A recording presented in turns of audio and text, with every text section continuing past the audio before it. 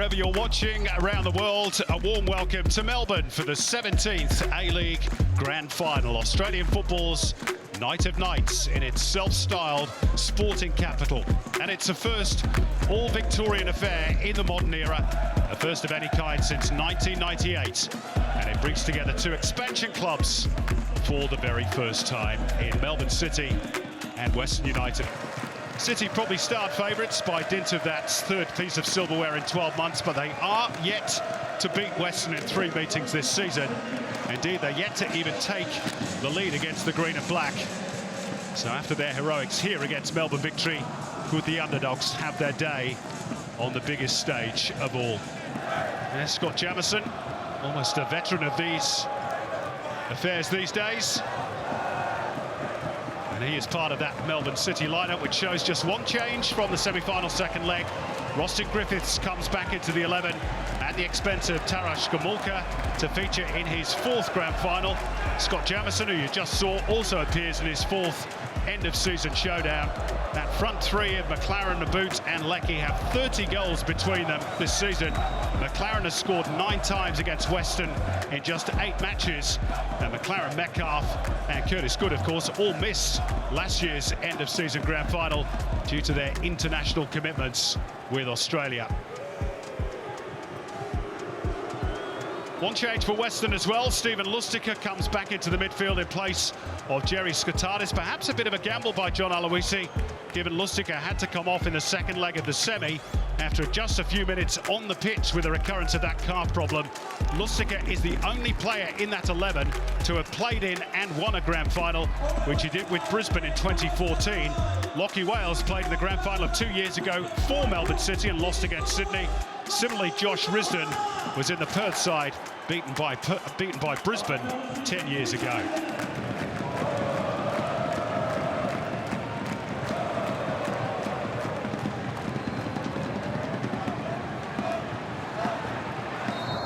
So history awaits one way or another as Melbourne City kick off the 163rd and final match of the season, with the trophy on the line. Bit of a mistake by Leo Lacroix. Berenguer trying to get the early cross in, but Lacroix atones.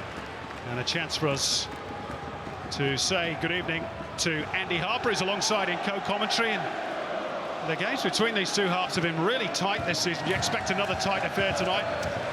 Yeah, good evening, Simon, to everyone watching Championship Night here in Melbourne on the 10 Network and Paramount Plus. I'm expecting a cracking game. Western United with a pile to prove tonight, and Melbourne City with the chance to create their history. What is not to love about this matchup?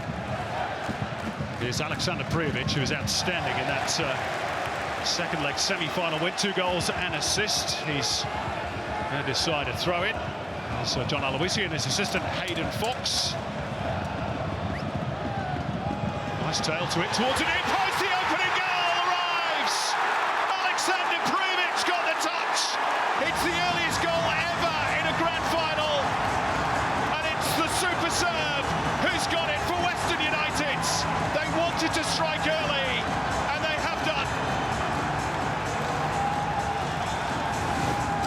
Well, the Harvey Norman replay barely got time to get set because at the near post, it's the pressure from the Western fans.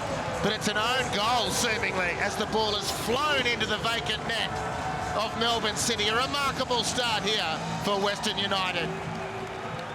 Well, Prijovic gets the acclaim, but the final touch clearly comes off Nuno Reis. But it's the pressure that the serve applies that does the damage. Leo Lacroix was in there trying to get a touch as well. And it appears to have come off the Portuguese defender.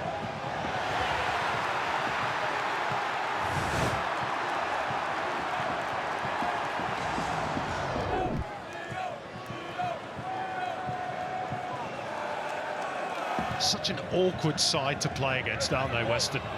Particularly when they get their noses in front, which they've done here again. Cross slung in by Garuccio. Lachlan Wales with a touch. Dylan Wenzel-Halls couldn't add a little exclamation mark on the end of it, and City survived that particular raid.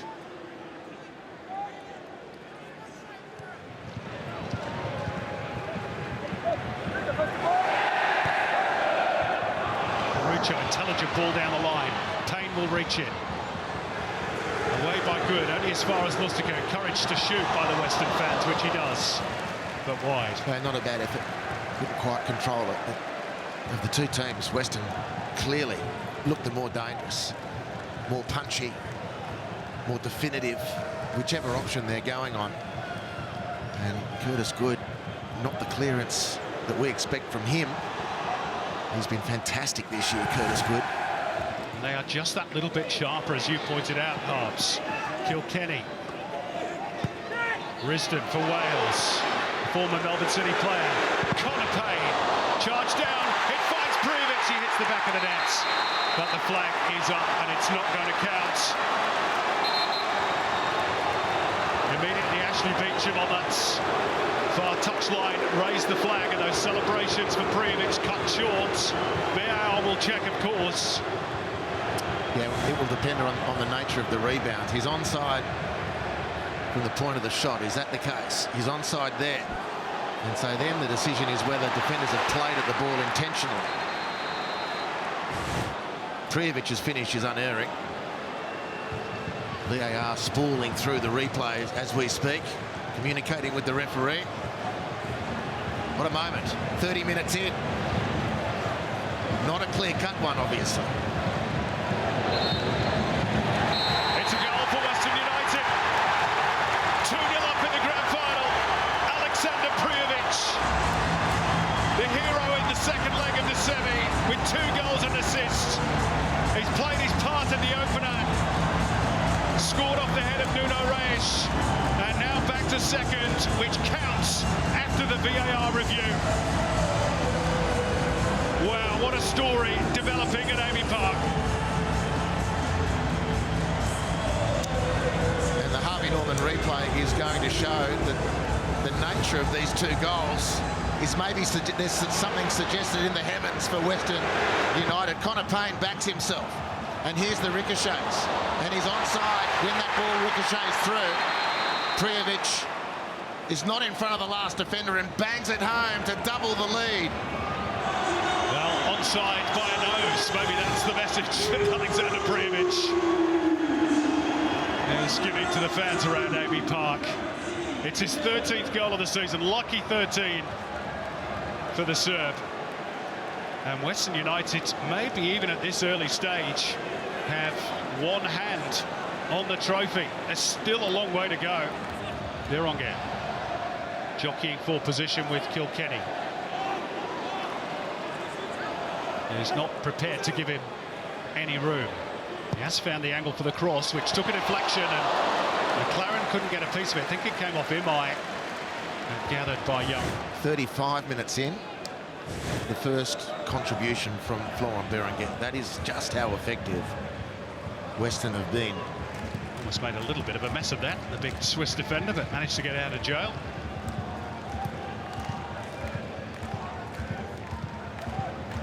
Risdon. Payne. Good first touch by Payne. They managed to thread it through. Chance for Lustica. Well, that really might have been game, set, match for Western, but he fires over the top of the crossbar. Let's quickly go down to Michael Zappone as we watch the replays. After you got some info from down on the touchline for us. Yeah, well, the message from John Aloisi is continue to press. Harps picked up on it. He wants Lockie Wales really pressing and putting Melbourne City under pressure. Western so disciplined, they do find a little gap between the lines for Metcalf, which might open the door here for Naboots. Andrew Naboots outside of the boots. But it's too high for McLaren at that back post. But better from City. But tellingly, the pass into Connor Metcalf had split both Lustica and Kilkenny. And the ball for the first time got in behind those 2 holding midfielders. And Connor Metcalf could then hand the ball over to Andrew Naboot, who made some good space. And there was a situation a bit like this last week where he dropped the ball over to the far post for Tilio to come in and get Melbourne City's first goal. He's been their best attacking outlet tonight, Andrew Naboot, but goodness, he needs some help. Well, one of the games between the 2 clubs here early this season. Oh, now this could be problematic here for Carl Jenkinson, because I think he's headbutted Connor Payne here. Payne might have been the guilty party in instigating trouble in the first place. But Jenkinson certainly leaned into Connor Payne at the very least. There's a bit for Chris Beath and perhaps for VAR to sort out here. Yeah, well, my reaction was like yours. Yeah, it was a couple of blokes into each other's personal space. Now, Payne instigates that, but, yeah, I'm not sure you can be doing that. Maybe not as bad as it first appeared, but you're running the risk of the wrath of the referee when you lean into an opponent with your head like that.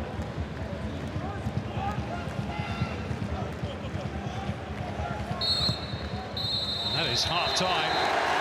The end of a half that Western United will remember with real fondness. Nuno Reis less so.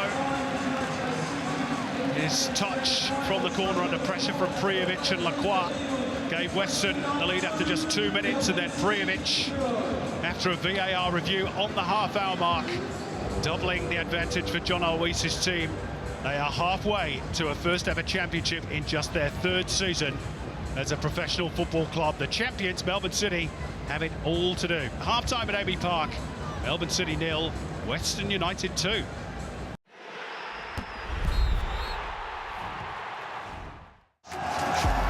Welcome back to AB Park, where Western United are 45 minutes away from claiming an inaugural A-League Men's Championship. They lead 2-0 against the reigning champions, Melbourne City, who have made that expected change at the half-time interval. They have brought on Scott Galloway to replace Carl Jenkinson. Let's see if that makes any sort of a difference in the second half. He did, of course, score in the grand final last year against Sydney FC. Western United kicking us back off, and the other news to report for Western, Andy Harper, is that Josh Risdon remains with us. There's his touch. Back to Tomoki Imai. We heard his interview saying he's got 6 weeks to try and shake off that injury, so he'll get through the next 45 minutes if he possibly can. Well, I'd be surprised if he yields. Really, he's made his intentions and his feelings pretty clear. And despite his difficulty, he survived admirably in that first half. Melbourne City really rarely put a dent on Western, particularly down Josh's side of the field. Here is Scott Galloway, introduced at the interval. Worked out wide by Curtis Good. Jamison. Tomoki Imai all over the back of Connor Metcalf. Who, according to Imai, was backing into him. Chris Beath disagreed. Free kick.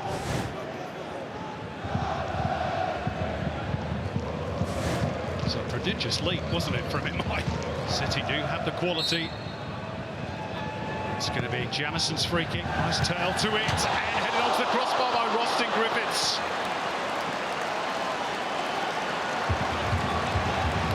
Goodness me.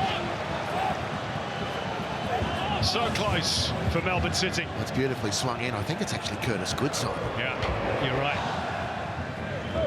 Jamison, Metcalf again. Berenguer. And Galloway. There's a little coming together of bodies between Andrew Naboot and Ben Garuccio, which causes the whistle to blow. Naboot claiming it was accidental. A pity for City because Galloway was clearing away down the right. Well, Naboot leaving the space for Galloway. Naboot's done nothing wrong there at all. Nothing wrong at all. That should have been play on.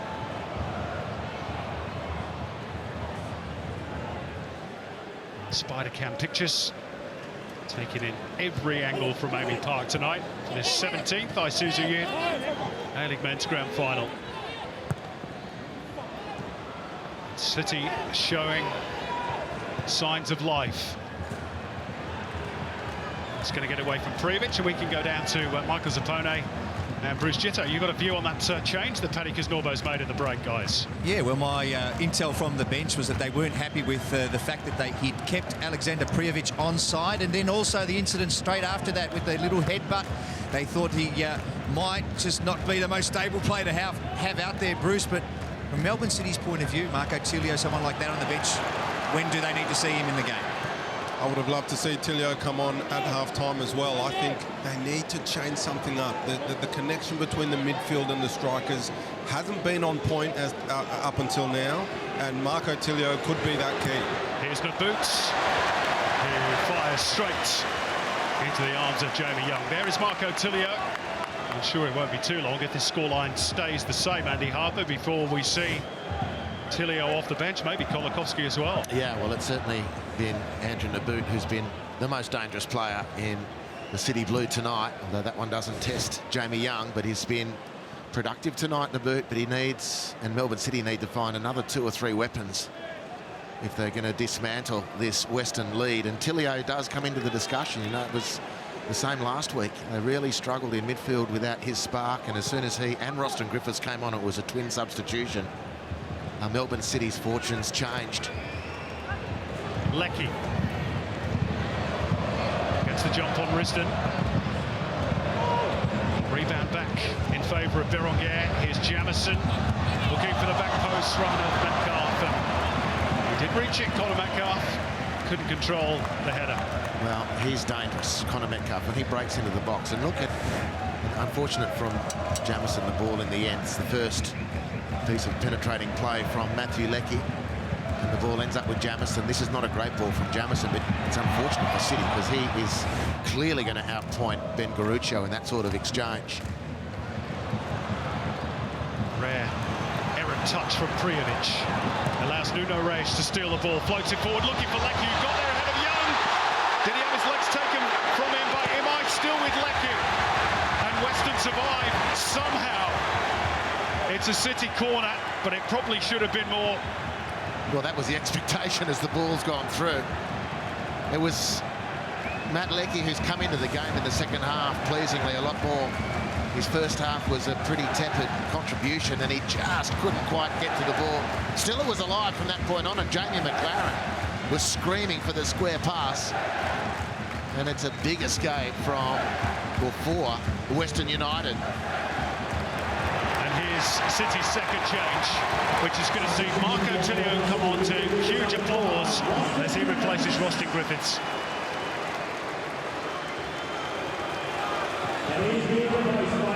Can he be the game changer, Andy Harper, for City? Well, this is a really interesting one. Roston Griffiths, I wasn't expecting to leave the field.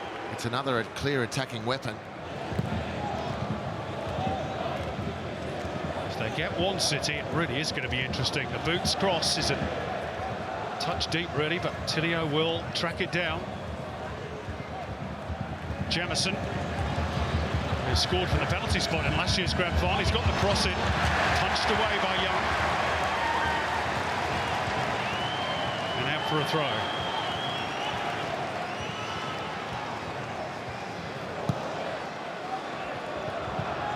Metcalf. Good for Jamison. Finds the room for the cross, not a bad one. Lacroix heads it clear. Good to retrieve it. Jamison again. And Tilio will earn City's latest corner off Jerry Scotardis. The arm wrestle continues. The City's troops are amassed around the Western penalty area. Everyone defending deep for Western. They're really pinned in, but they do have that opportunity on counter. There's Danny Townsend, the head of the APL, CEO of the professional competition.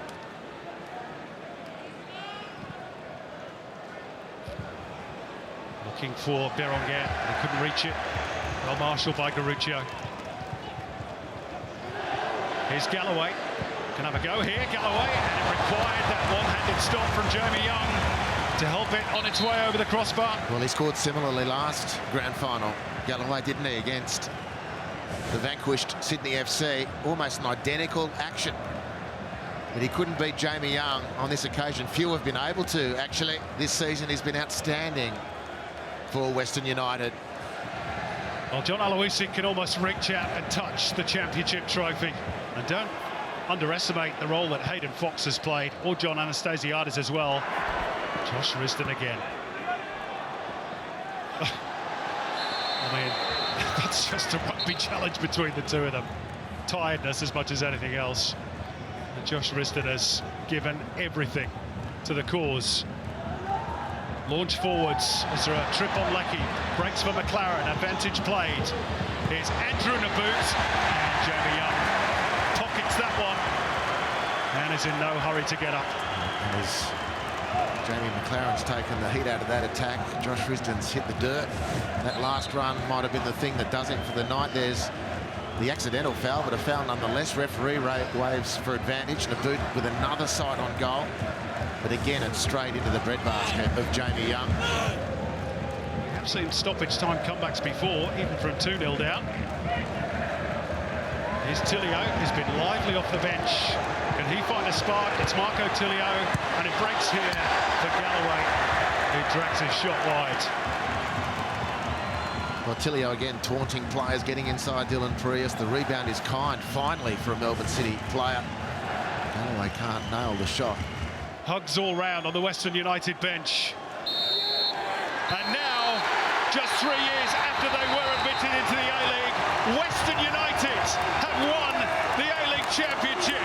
Absolutely extraordinary. A brilliant performance in the grand final to see off the reigning champions. City's bid to win the double-double falters at the final hurdle, and John Aloisi has his first trophy as a head coach.